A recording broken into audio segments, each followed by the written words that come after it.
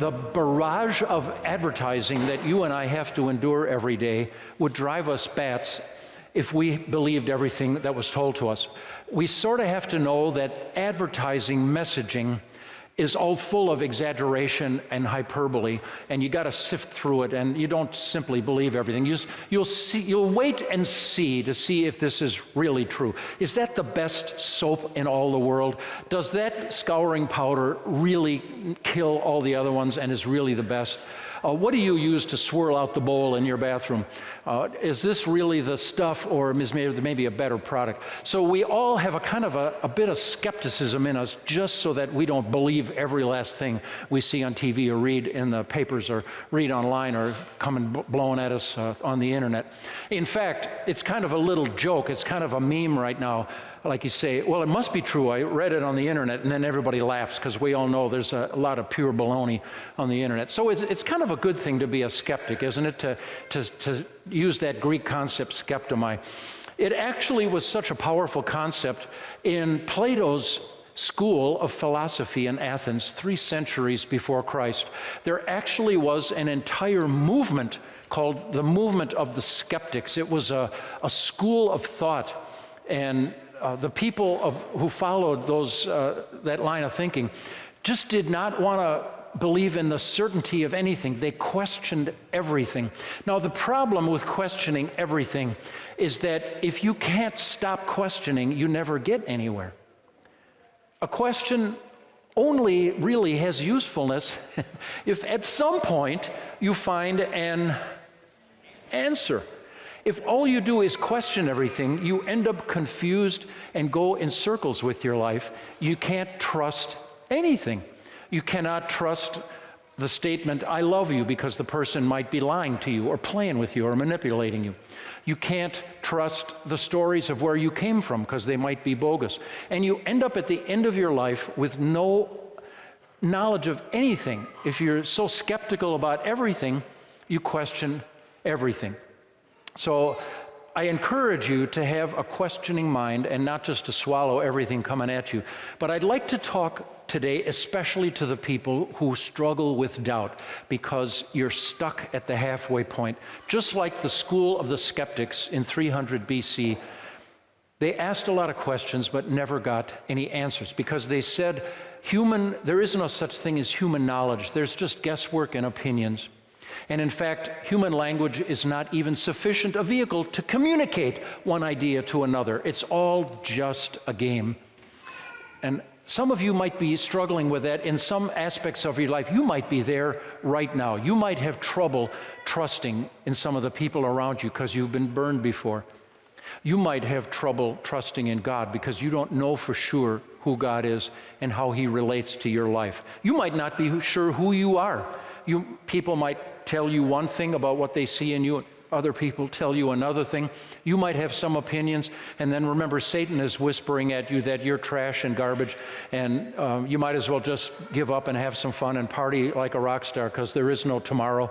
And you got all these voices in your head, and if you're questioning everything and you can't be certain of anything at all, then you don't know how to live, and it's a horrible place to be. Where do you go when you have doubts? I'd like to talk to you today about one of the disciples of Jesus who got stuck with the nickname of the doubter. And it's really unfortunate. It was just one little episode in his life. But who was it? We always know who this is. If I say Jesus' disciple, doubting Thomas, you all know that. How'd you like to be stuck with that adjective for the rest of all eternity? Isn't that kind of unfortunate? The guy was a hero. In fact, the Christians in the Middle East, in Iraq, and farther east, all the way to India, are absolutely certain that Thomas was the apostle who headed eastward. He was given the assignment to head east, and they are convinced he brought the gospel to the land between the rivers and beyond, all the way to the Indus River in India.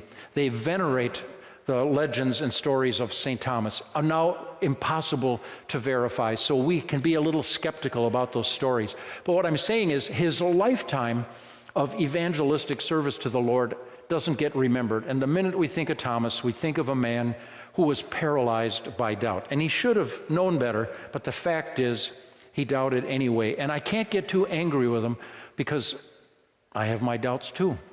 I have my weak moments when I'm not certain enough to act on what I know to be the truth. And I wonder and I second guess. For all of you who are doubters, we're going to read his story and see where he went with that.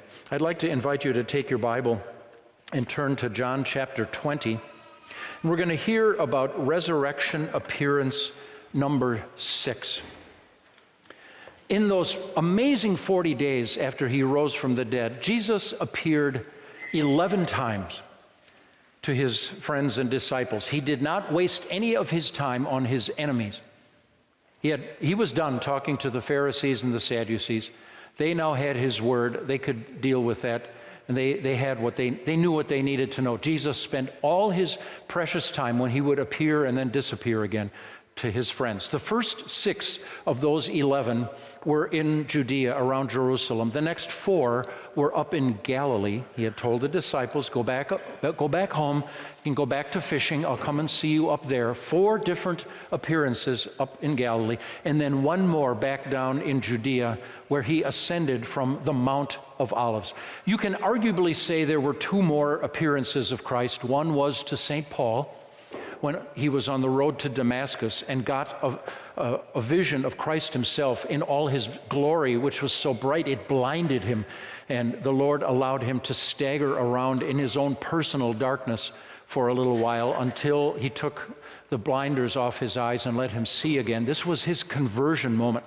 You could also argue that Christ himself appeared to the Apostle John in Revelation. John got to see Christ in his glory as he truly is. So that's arguably appearances number 12 and 13.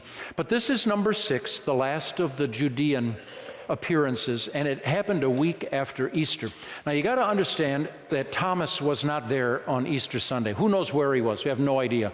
He might have been so scared he was hiding separately. He didn't want to be caught with the group. Thomas, after all, had said, if we're going to Jerusalem, let's go to die with him. He didn't want to be there. He understood the risk, not only to Jesus, but to Jesus' followers too. We're going to get swept up in this. We're going to get killed too. He knew that a deadly enmity had arisen among the hostile opponents of Jesus in Jerusalem. So this was for him like a death wish. Like, why are we doing this? All right, let's go. We're going to die too. So I have a hunch maybe the reason he wasn't with the others on Easter evening was he was hiding separately so that he could more effectively be concealed. You know, it's easier to scatter and disappear than it is for a clump of people to try to hide together. So when Jesus appeared on Easter evening, now for the 5th time, Thomas wasn't there. But Thomas then heard all week from the eyewitnesses that Jesus was alive. They were hiding behind locked doors for fear of that what the people who killed Jesus had done might do it to them as well. But he had heard from them the message that Jesus was alive, and he didn't believe it. He assumed one of several things. Because he's a skeptic, I got to see it to believe it. I'm a seeing is believing kind of guy. He had to assume this is like a multiple choice test now. They're deluded, or they're suffering from some kind of illusion, mass illusion, or mass hypnosis. Somebody messed with them and sold them a bill of goods, and they're wrong. They're not telling me the truth. I won't believe it. The eyewitnesses' messages is not sufficient for me, he said. Or maybe you're lying to me. You're messing with me. You're playing with me. But he didn't believe it. And this wasn't good. This is skepticism taken too far. This is skepticism in the face of superior information. And that's when we meet him today, still in Jerusalem, a week later. And one of the clues why he was such a doubter, and I feel really bad for him that he's stuck with that, because this was the only instance of that, but doggone it, everybody calls him Doubting Thomas now. Don't be such a Doubting Thomas. His name has become synonymous with somebody who has doubts. Now, our story is in John chapter 20, if you want to look it up in your Bible, and our reading today starts at verse 24. Thomas, one of the 12, was not with the disciples when Jesus came. And his nickname might explain why he was so unusually skeptical, because his nickname is Didymus, which is the Greek word for a twin. He had a twin. Now, if that was a twin brother, and they were identical twins, that might explain why he had some experience with mistaken identity. Some of you maybe know some friends of yours who are identical twins, and we've got, I think, at least 3 pair of very similarly featured identical twins here in our congregation, and man, do they look alike. I had to study like crazy. I had to study them like crazy to detect the tiniest differences between them because they look so much alike. And they will have, if you talk to identical twins, they will have great stories to tell of mistaken identities, especially when they wear the same clothes. You go back and forth, you don't know which is which. You see them in the hallway and you start speaking to one, and they might not tell you right away. They might play with you and let you assume that you know who you're talking to, but it's the other one. It's a great way to get fresh information when you're hearing something intended for someone else. It's like a form of listening in, isn't it? So, sometimes twins intentionally mess with people too. They'll wear each other's signature identifying clothes just to see what happens. They'll put the other person's glasses on, or they'll wear the other girl's blouse and just see what people blurt out of their mouths. So maybe we can understand Thomas's skepticism with a little bit of compassion here, okay? He was a loyal, faithful servant of the Lord, and I'm sure had an astonishing evangelistic career later. But here's what he blurts out of his mouth: "Unless I see the nail marks in his hands and put my finger where the nails were and put my hand into his side, I will not believe it." You know what the reference to the nail prints in the hands are, right? That's where the nails were driven that crucified Jesus on the cross. Do you know what the reference to the wound in his side is all about? When Jesus was hanging on the cross, the last thing that the Roman soldiers did to him was what? They drove a spear into his side. One last little gesture of contempt, perhaps out of mercy to hasten his death because they felt sorry for him. Or maybe to ascertain whether he really was dead, because Scripture says that his bodily fluids had already begun to separate out, which is one of the characteristics of when death has occurred. But Jesus chose to keep the scars. And I got to talk to you about this a little bit, because this seems a little weird. How did his resurrected body still apparently have wounds? See, when you are raised from the dead, all of your physical disabilities are going to disappear. People who, let's say, had severe diabetes and had a leg amputated are not going to be called limpy for 8 billion zillion years in heaven, hobbling around on one leg. They're going to get their body parts back.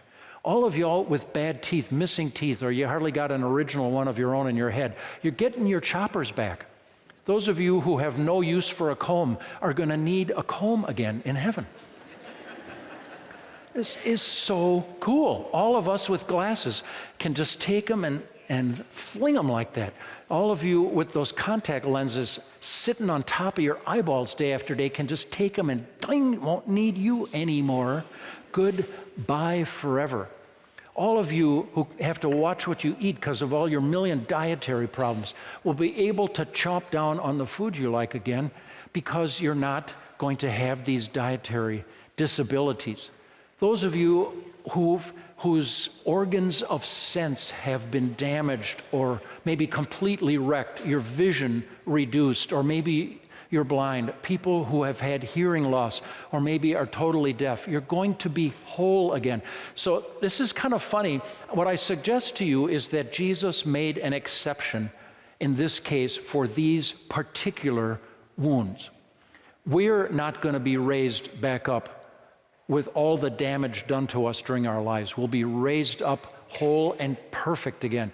I think Jesus kept those scars, healed up scars, because they are now badges of honor. Those are now the symbols of the price that was paid to make you and me God's children once again, to turn us from enemies into friends, to turn us from guilty to not guilty, turn us from condemned to righteous. So when you see him and when you hug Jesus' body, and you will get a chance to do that personally, for he's kept his body, he may still have those scars to show you. First of all, to guarantee to you that God's favor rests upon you and that his work was completed. And secondly, to show you how much he loves you personally. And those marks on his hands and feet and side are symbols of the depth of his love for you. So Jesus goes to the disciples, and he sees that the door is locked. He just simply melts right through it. The resurrected Lord is not limited by any matter. He simply can move around, through, under, over, and around it in any way he wants. And just like on Star Trek, he materializes inside. And even though he's heard that statement of skepticism by Thomas, which sounds perhaps a little intelligent, seeing is believing. I'll believe it when I see it. You've said that a dozen times, or maybe 100 dozen times. That really, in the face of testimony from eyewitnesses, is no longer a noble statement of caution. It now becomes a bit of defiance that you refuse to accept God's information. So Jesus says, first of all, peace be with you. And this is a magnificent short way of summing up the gospel. God's peace is with you. Foolish sinners, you've been forgiven. Lost people, you've been found. Dopes, you have been given intelligence. You're smart enough for me. People on the way to hell, you are now turned around and on your way to heaven. You may live your life in peace, and you will have an eternity of peace with me. This equivalent peace is the equivalent of the Old Testament word Sabbath. It's what the Sabbath is all about. The absolute serenity of knowing that we and God are totally good. We're fine. Everything's good. So he comes in and basically says, yo, bros, it's all good.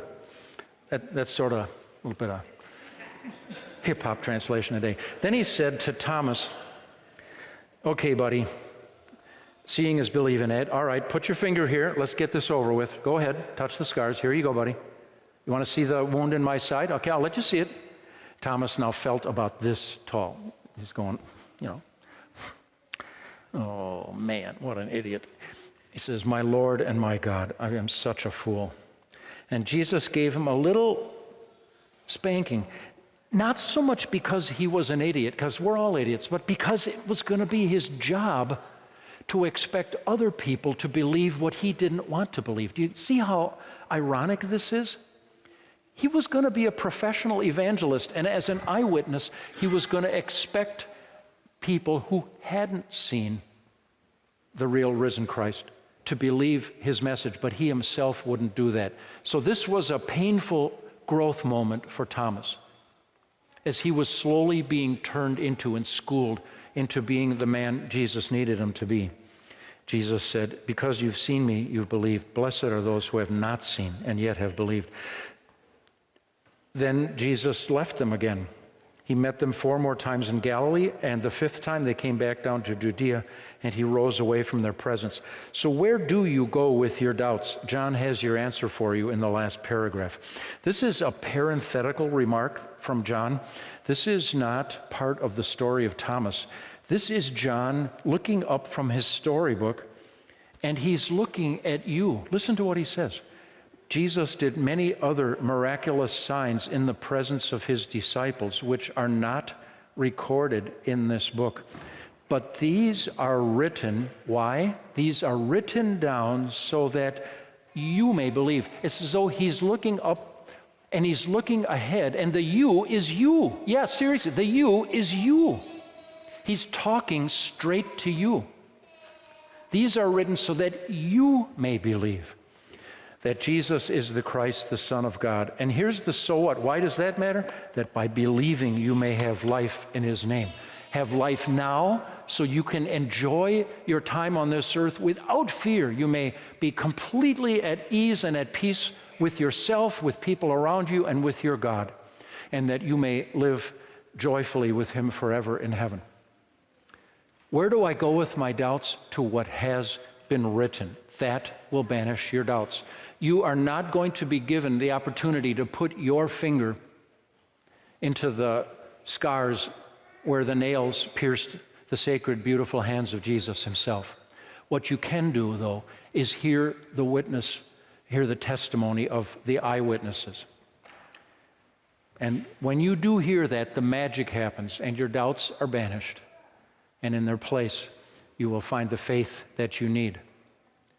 Where do you go when you have doubts? Go to the Word, for it's armor for your heart, so the devil's arrows cannot drive in here to lead you to despair. Where do you go when you have doubts? Go to the Word. That's where you get the data that you don't have by birth and that you can get nowhere else. Go to the Word, for there's information there uniquely available that you cannot get with certainty in any other place. In a world full of lies, where do you go? Go to the Word, for there you will find truth, for your God will never lie to you. When you're feeling mortal, when your life is slipping away, when you're sick and wounded, when your life may seem to be short, where do you go when you have doubts and fears? Go to the Word, for there you will see the beautiful gates of heaven swinging open for you, and you're right on the edge of being welcomed to your real home. When you're puzzled about your identity of who you are, go to the Word, for you will there see how valuable and precious you are to God, that every one of you is a handmade miracle of engineering and design, precious to God, who is eagerly awaiting our personal reunion. When you're a little confused about your mission on earth, why am I here? It seems like I'm so useless. Go to the Word when you have doubts like that, for there God will provide you the information and direction you need so that you can see how you may serve Him and use your own gifts and talents in ways that will bring benefit to other people.